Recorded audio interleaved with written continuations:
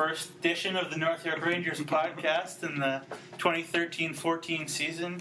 We'll be doing this once in a while, grabbing a player or two, and I'm here. Kyle Davidson's here. How you doing, Kyle? I'm good. Thanks for being here. And enough of you. Yeah. Enough of you. And the main guest here we have is North York Rangers starting goaltender Jason Pucciarelli. How does that sound? Good. Sounds great. Yeah. So I guess get right into it. How do you feel the preseason went? This is just after the last game of the preseason, by the way. 8 or 9-2. I don't know if they count the last goal there, but 8 or 9-2 over the Toronto Junior Canadiens. How do you feel the preseason went for you and for the team in general?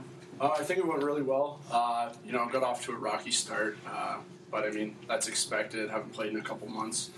I feel the team's looking sharp now. We had a lot of call-ups in the lineup today, and we still managed to pull out a big win. I think once we get our team set and the roster in, I think we're going to be a really dominant force this year. Yeah, absolutely. I guess some of the additions the team added, and Latina and Valenzuela, and I guess especially somebody that you're probably pretty happy to see back there, Mr. Alex Leader, somebody that you probably are aware of from the Northeast Conference when you were up there in Newmarket. I guess what can you say about Alex Leader and what he brings to this team? He's a solid defenseman, big kid. He kind of replaces Tenenbaum from last year. Very skilled, quick, puck-moving defenseman. Stay-at-home D. He's going to be a big addition to the team this year to settle things down when we need it. And he put up a lot of power play points last year, so look for that as well. Yeah, for sure. Do you have anything to add at this moment? I was going to go off hockey for a bit. Well, kind of in hockey still. See you on Twitter. Seen a couple interactions between you and Connor McDavid. Yeah. How do you know Connor McDavid? What do you think about him and where he's on his way to? Family for a long time. Yeah. Me and his older brother Cam, we go way back. Connor's, he's tearing it up. He should have another phenomenal year this year. It's gonna be crazy. But he works for it. You see him, everything he does off the ice. Great kid too, and hopefully all the best to him. And he has a great season. Yeah, it's not exactly, I wouldn't call it off hockey. But no, it's still hockey related. Yeah. But did you get any chance to skate this off season, and or what did you do also when you weren't skating this off season? This off season, I worked a lot. Obviously got to make the money. Yeah. But I did a lot of off season training with Jay, our trainer. I think that helped a lot, and then just regular skates here and there. I took a lot of time off. After the season was done, just kind of let my body rest. Played a lot of games last year. And then just regular skates here and there, and then really got into it at the end of July, beginning of August. Yeah, and on that topic, and I guess for the listeners out there, Jason Pucciarelli was acquired by the Rangers from Hamilton last year rather, and brought in to sort of be that veteran number one goalie. Had some experience with Team Canada, and a very, very good Newmarket team, very good organization up there. But I guess it's not the same, especially for a goalie, when you need that rhythm, really, to have a full training camp, to really get to know the guys, to know the D, be comfortable in the whole situation with a full training camp, full off season, then going into a season. I guess how much of that is a comfort level for you right now? Well, last year when I got traded here, I knew a couple of the guys, not a whole lot. First night I was here, some of the guys invited me out, hung out with them, and I think that really helped with the transition and just getting to know the guys over the next couple of weeks. Found it really comfortable here, but as the season progressed, we all became a family, and I think coming into this season that helps a lot, especially with how deep we went into playoffs last year. So I think my comfort level is definitely high being here. I know what's expected of me, and I know I can deliver, and I know the team can deliver too. Yeah, for sure. And I guess last year you missed some time with a shoulder injury, or rather an upper body injury, we'll use. But I guess you're feeling 100%. I'm guessing from the performance that you just put on out there. Yeah, I feel great. Had no issues with it. Nice. Worked hard in the off season to really strengthen it, so I have no issues. Yeah. But yeah, I feel great.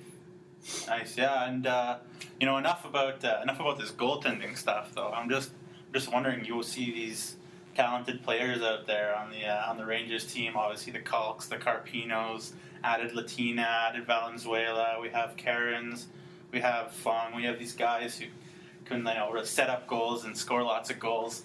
How many goals would you score, Jason Pucciarelli, if you were put out there?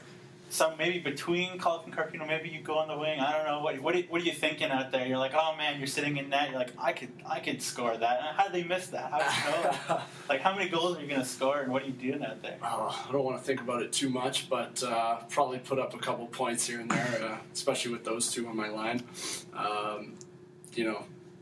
It wouldn't be the most difficult thing with that much skill. Yeah. Just dish them a puck, and it's bound to go in the net eventually. Yeah, just put your stick down. Yeah, exactly. Just go in front of the net. You just gotta move your wrist like 2 inches. Exactly.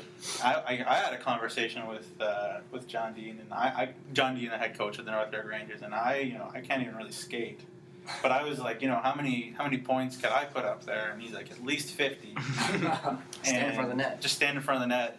I've got a wide load, but I can't really skate. So I would hope that maybe while I was falling down, the puck would hit like the shaft of my stick and just go in. I don't really know, but I'm happy with 50. I suggested upwards of 60, 70, and then it was suggested to me that I don't get greedy. Yeah, exactly. Don't want to take all the glory. Yeah, no, and I'm just trying to be a team player here.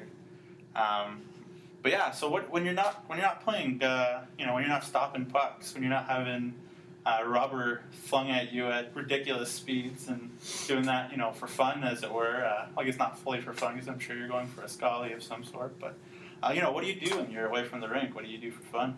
Like any other 20-year-old, hang out with friends, hang out with the guys a lot.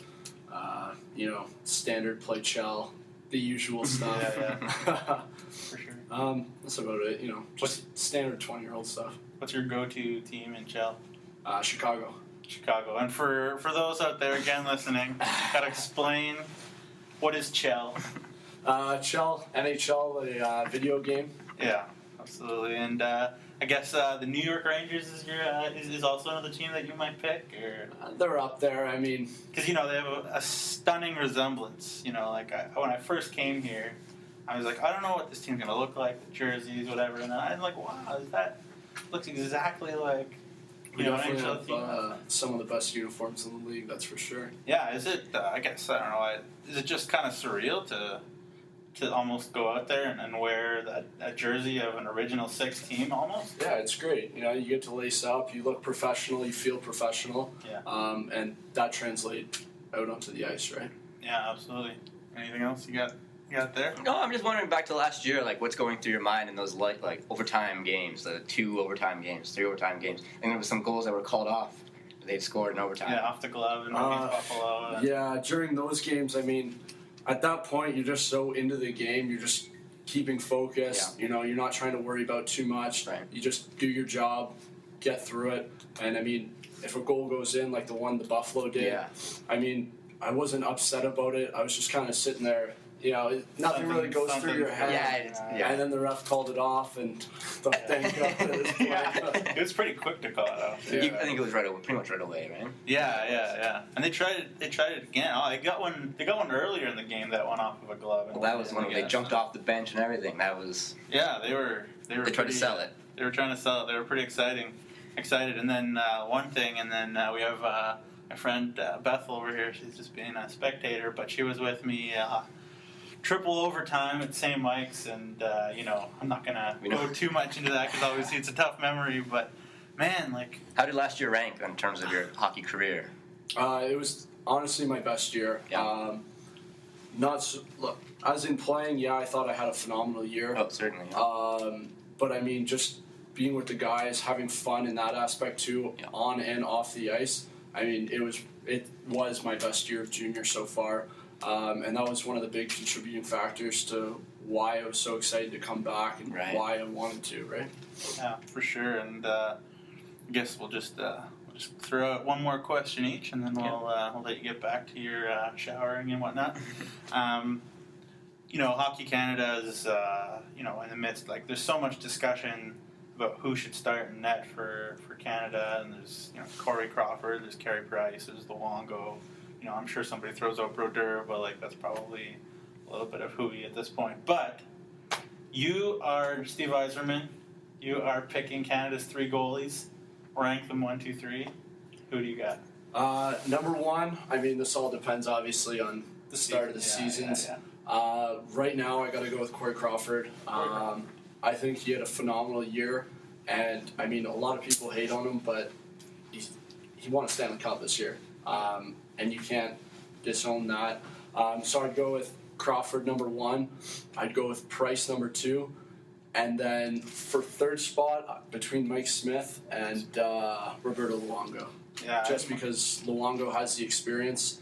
If one of those guys has an off start, I might even throw Brodeur in there just because, well, it's Brodeur, right? You can't go against that.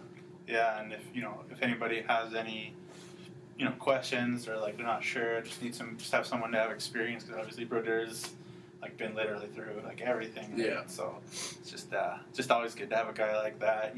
Especially a position like goaltending where the mental side of it, is just massive. You can have all the talent in the world, and if you don't have it mentally that day, and obviously I'm preaching to the choir here, but if you don't have it mentally that day, then it doesn't matter how much talent you have, right? And even guys who don't necessarily have the talent, as much talent, they can get by even on being mentally tough. So. Exactly.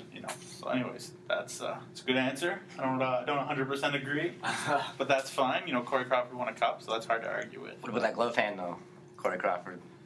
Yeah. Yeah. What can you say? I mean, he got paid. Everybody's got an Achilles heel, I guess. Well, yeah, absolutely. I think that was blown out of proportion a bit. Yeah, I guess. I mean, everybody's gonna let them in. Exactly, it happens. It's like saying if I came out here and let 2 5-hole goals in, Yeah, you don't have a week 5-hole because of that, right? Because he's going on so far in the playoffs, people are going to nitpick here and there. Yeah. But at the end of the day, he did win a Stanley Cup. Yeah. And also, people would also say that the Blackhawks have the puck, the entire game. But, you win a cup, you deserve to win a cup. You need your goalie to make the saves at the right time. It's a full season process, right? Absolutely. I mean, if he wasn't a good goalie, he wouldn't be starting for them all season and then going that deep into playoffs. Sure, and they picked him over Ray Emery, who also had a very good 17-1. Yeah, fantastic season, and they just rode Crawford. So off the ice, favorite sport other than hockey? Anything else you like to mix it up with? Back in the day, I used to play every sport there was. Yeah. I want to say roller hockey because it's okay. I said off the ice. But non-hockey. Ringette? You're gonna say ringette? Yeah. No. Field hockey. Probably go with soccer or lacrosse. Soccer, lacrosse. Did you play those sports? Yeah. Lovely. And then Did you play goalie in those? Or no, I'm strictly player in those. Oh, nice. Were you you were a big scorer, or? For soccer, I was a striker. Nice. And then lacrosse, same thing. You ever go to FIFA? Play some FIFA? No, not a big FIFA Not a big guy. FIFA fan? Oh, man. I love FIFA. FIFA's great, yeah. FIFA's probably the best in my opinion. But anyways, we'll let you get back to your dressing and whatever you're going to do tonight. But I really appreciate you coming in, and I'm sure we'll have you on at some point again this season. And thank you for coming on. Awesome. Thank you very much. Appreciate it. Okay. So there you have it. Jason Pucciarelli, great kid, and that'll just about do it for this first edition of the North York Rangers podcast for the 2013-14 season. Be sure to tune in next week, where we meet up with. I don't wanna give it away, but we have something good in the works. So don't worry about that, and just sit back and relax and enjoy the season opener Sunday at 3 p.m. against the Buffalo Junior Sabres, a team, of course, that the North York Rangers knocked off in the second round of the playoffs last year, so that should be a doozy. And if you can't be there, tune in to fasthockey.com, a little bit of a personal plug, and listening to my self do the play-by-play for the Rangers there. So, yeah, enjoy that, and have a fantastic day or night, whatever it is. All right, take care.